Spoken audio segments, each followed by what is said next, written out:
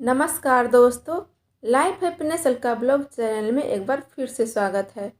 तो दोस्तों, जो भी हमारे चैनल पे न्यू फ्रेंड है ना, तो चैनल को सब्सक्राइब करके ऑल बटन ज़रूर प्रेस कर लीजिएगा। तो चलिए आज की कहानी स्टार्ट करते हैं। 12 वर्ष की उम्र में मेरी शादी हो गई थी। पहली बार जब हम ससुराल गए, नए लोग, नया माहौल। कुछ दिन तक तो सब लोग हमसे बहुत अच्छे से पेश आए। हमें ज़रा भी एहसास नहीं हुआ कि हम कहाँ आ गए हैं। बल्कि पहली बार जब हम ससुराल से मायके जा रहे थे तो हमें यह एहसास हुआ कि मैं अपना घर छोड़कर कहीं दूर जा रही हूँ। सब कुछ अच्छा चल रहा था। मेरा सपना था पढ़ लिख कर टीचर बनने का। मेरी पढ़ाई जब पूरी हुई तब मेरे माता पिता बहुत खुश हो गए। अब हमने टीचर बनने के लिए पढ़ाई भी शुरू कर दी थी। सब कुछ अच्छा चल रहा था। तभी एक दिन ससुराल से फ़ोन आता है मेरे ससुर जी का। कहते हैं, मीना, अब तुम अपने घर आ जाओ बहू। ससुराल काफ़ी दिन हो गए हैं, तुम मायके में ही हो। यहाँ तुम्हारी सासू माँ तुम्हें याद कर रही होती है हमेशा। तुम आ जाओ बेटा, उनका भी मन लगा रहेगा। फिर हमने सोचा कि अगर ससुराल चली गई तो मैं पढ़ाई नहीं कर पाऊँगी। फिर मेरा टीचर बनने का सपना सपना ही बनकर रह जाएगा।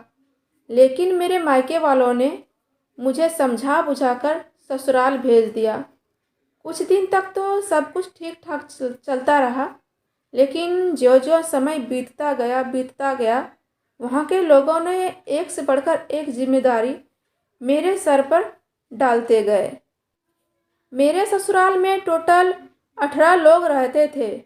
सभी की जिम्मेदारी उठाते उठाते मैं थक जाती थी। फिर हमें लगा चलो कोई बात नहीं, सब मिलजुल कर काम कर लेंगे तो अच्छा रहेगा, हमें पढ़ाई का टाइम मिल जाएगा। पर ऐसा कुछ भी नहीं हुआ।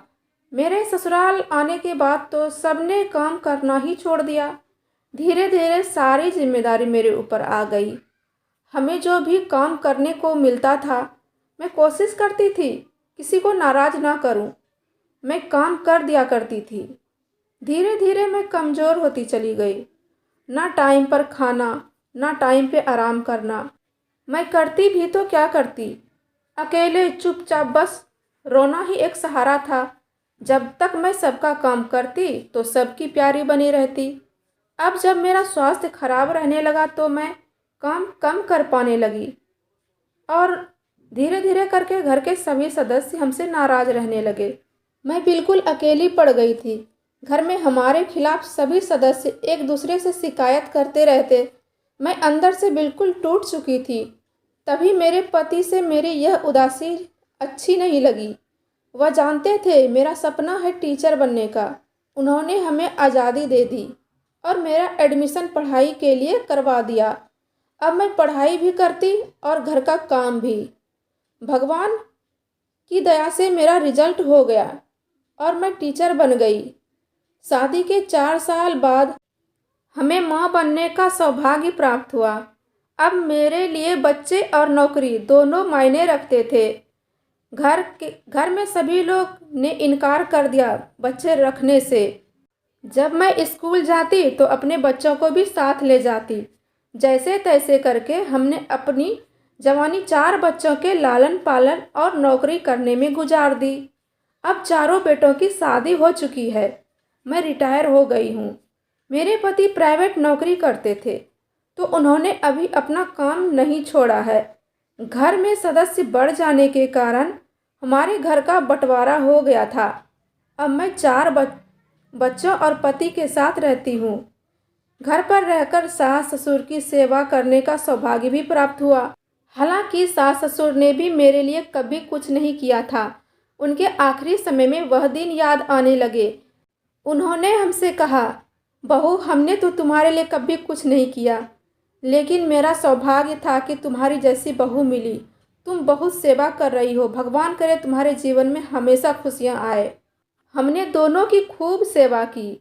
कुछ दिन बाद मेरे सास ससुर गुजर गए। मेरी भी अब उम्र हो चली थी। फिर भी मेरा यह कोशिश रहता था घर के कामों में हाथ बटाने का। अब चारों बेटों के 2-2 बच्चे हो गए थे। सभी बच्चे स्कूल भी जाने लगे थे। मेरी चारों बहुएं समय पर जगती और अपने अपने बच्चों के लिए टिफ़िन बनाती, पति को काम पर भेजती। सभी लोग अपने में ही व्यस्त हो चुके थे। अब मेरी उम्र इतनी ढल चुकी थी कि ना तो सही से काम कर पाती और ना ही मैं अपना ख्याल रख पाती। मेरी याददाश्त भी कमज़ोर होने लगी थी। मेरे वजह से मेरे पति ने अपना काम छोड़ दिया। अब वह घर पर रहकर ही मेरा साथ देते, मेरे साथ हंसते बोलते और जो भी मुझे ज़रूरत होता वो चीज़ें ला कर देते। एक दिन अचानक दिल का दौरा पड़ने से पति की मौत हो गई और वह चल बसे। पति की मौत ने हमें अंदर से हिला दिया था। अब यह अकेलापन हमें खाए जा रहा था। चारों बहू का आपस में तू मैं लगी रहती थी। बच्चे अपने में व्यस्त हो चुके थे और लाचार पैर की मदद से ढंग से चल भी नहीं पा रही थी मैं। जब तक मैं घर का काम काज करती रही तब तक तो सभी बहुएं हमसे बड़ा लाड प्यार दिखाई। अब मैं लाचार हो गई हूँ तो मुझे ताना देती है। ना तो समय पर खाना मिलता है, ना कोई हालचाल लेती है। मुझे तो आश्चर्य होता, मेरी बड़ी बहू चिकनी चुपड़ी बातें करके मेरे पेंशन के पैसे तो ले लेती हैं, लेकिन अब खाने को भी नहीं पूछती। जब मैं भली चंगी थी, घर का सारा काम करती थी, तब तो चारों बहुएं बड़ा लाड प्यार जताती। हमसे एक दिन हमने बड़े बेटे से बात की, बेटा मेरे पैर अब नहीं चलते, जरा बहू से कह दो थोड़ा समय निकाल कर हमें भी खाना पीना दे दिया करे, थोड़ा दवाई दे दिया करे। हाँ हाँ माँ, क्यों नहीं, आपको कहने की ज़रूरत नहीं है, मैं कह दूँगा घर में। आप चिंता ना करें माँ, एक दो दिन तो सब ठीक ठाक रहा, फिर बाद में वही हाल। मैं अकेली रह गई, ना तो कोई हमसे बातें करता, ना कोई खाने को देता। मैंने सोचा धीरे धीरे घर का काम करती हूँ, शायद कामों की वजह से सभी बहुएं नाराज हैं। जब मैंने काम करना शुरू किया, कुछ न कुछ हमसे बिगड़ ही जाता था। कभी नल खुला रह जाता था तो कभी झाड़ू बिखर जाते थे, कभी कांच का गिलास टूट जाता। एक दिन मंजली बहू ताना दे गई मुझे, आपने इतना महंगा गिलास तोड़ दिया, अब मेरा बेटा दूध किस गिलास में पिएगा? पता भी है आपको यह गिलास कितना महंगा है? और ये उसका फेवरेट गिलास था। यह सब सुनकर मुझे रोना आ गया, क्योंकि वह गिलास हमने ही अपने पोते के लिए जन्मदिन पर खरीदी थी खुद के पैसों से, और आज मुझे ताना मिल रहा है।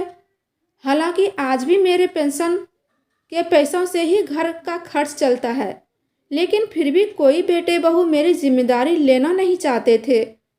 फिर एक दिन हमने अपने ही कानों से सुना, चारों बेटे बहू मिलकर बातें कर रहे थे, क्यों ना माँ को वृद्धाश्रम छोड़ दें, घर में किसे टाइम है दिन रात उनकी सेवा करने की। सबने मिलकर कहा यह ठीक रहेगा। यह दिन मेरे लिए सबसे काला दिन था। हमें लगा इतना कष्ट सहकर 4 बच्चों का लालन पालन, घर का सारा काम और नौकरी सब कुछ तो किया हमने, बदले में हमें क्या मिला? यह तिरस्कार। मेरे बच्चे हमें मेरे ही घर से बेघर करना चाहते हैं।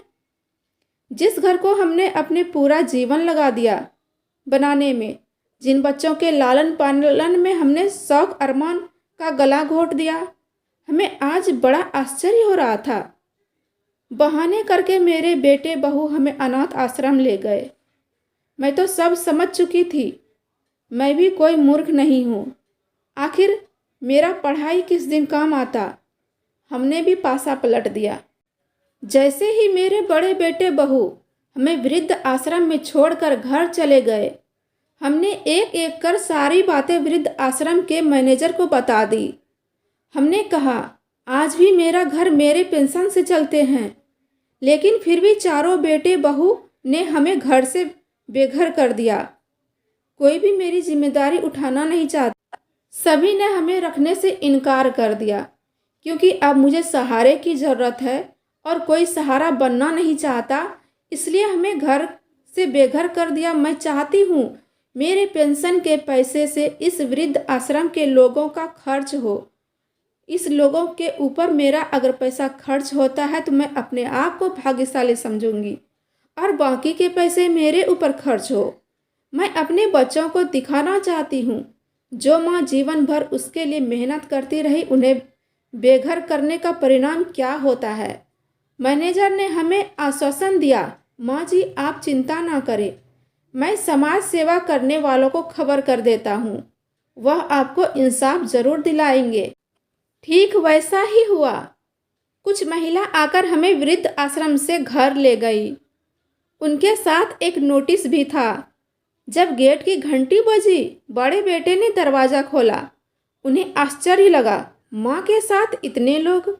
घर के सभी लोग आ गए थे। जब सबने नोटिस पढ़ा तो दंग रह गए। समाज सेवा करने वालों ने सभी को घर खाली करने को कहा, लेकिन घर से कोई जाने को तैयार नहीं हो रहे थे। साथ में मेरी देखभाल के लिए मेरी बहू की उम्र की 2 औरतें आ गई थी, जिन्होंने जाकर मेरा कमरा साफ किया और सारा सामान अच्छे से रख दिया। इन सेवादारों ने फिर सबके अकल ठिकाने लगा दिए। सभी लोग मेरे पैरों पर गिर कर रोने लगे, माँ ये नोटिस वापस ले लो, हमसे बहुत बड़ी भूल हो गई। छोटे छोटे बच्चे लेकर कहाँ जाएंगे हम सब। आपकी देखभाल में कोई भी कमी नहीं रहेगी। अब हम सब मिलकर आपकी सेवा किया करेंगे। हाथ जोड़कर सभी रोने लगे। माँ एक मौका दे दो।